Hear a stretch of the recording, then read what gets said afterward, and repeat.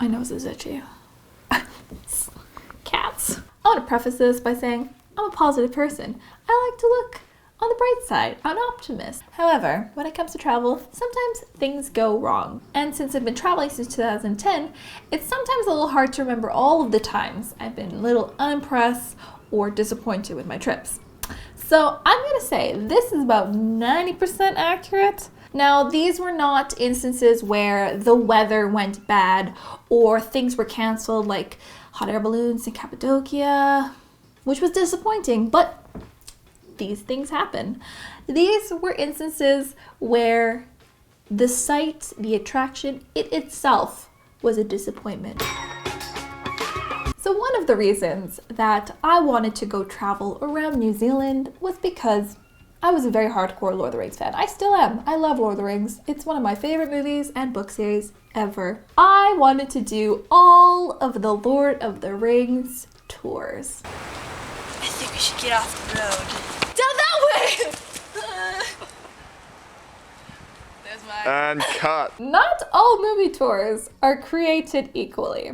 Now, there are some tours in Lord of the Rings that are amazing. Visiting the Weta Workshop was pretty cool, and Hobbiton is, to this day, still one of the most awesomest places I've ever been. That's not really a place, but it is a place. It's a fake Hobbit city. It looks just like the movies. It was amazing. I love Hobbiton. So the Lord of the Rings tours that I went on was essentially a guide. So you'd have like your guide that would take you to these filming locations, which were generally like a park or a hill. And they'd be like, all right. And they'd show you an iPad that had the image from the movie on it. And they'd be like, okay, so this was the hill that the hobbits crouched on. And you're like, oh yeah, okay, I see the hill.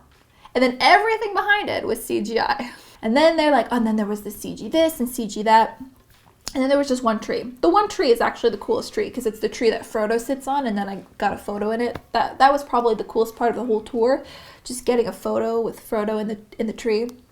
If you are not a hardcore Lord of the Rings fan, I really have a hard time believing you would thoroughly enjoy this tour. It seems it was very gimmicky at the time. Seeing the locations without the CGI kind of just took you out of it and kind of just like ruined the movie magic a bit.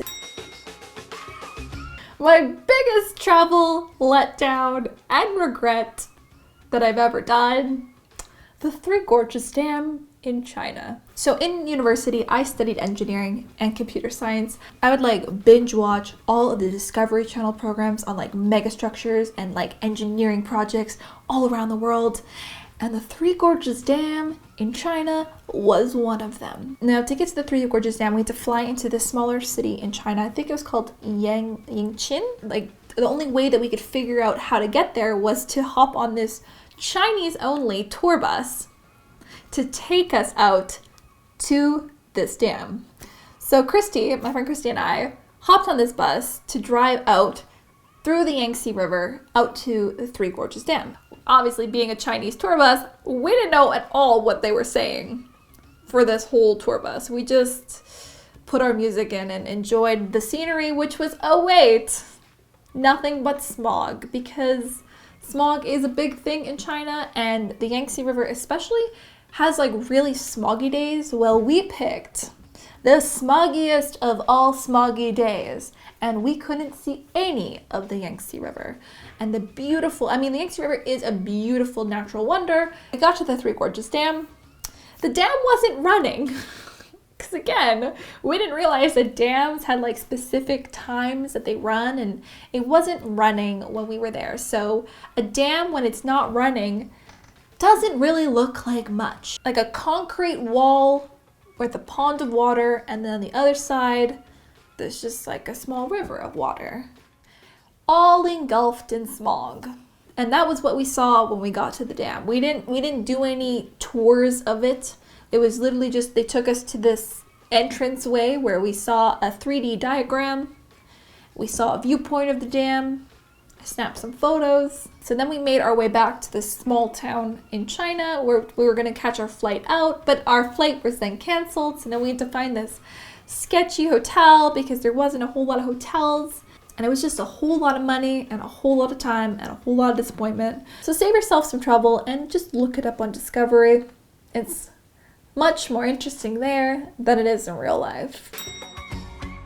So this next one is a little bit weather-based. This was before I learned that there was tropical seasons.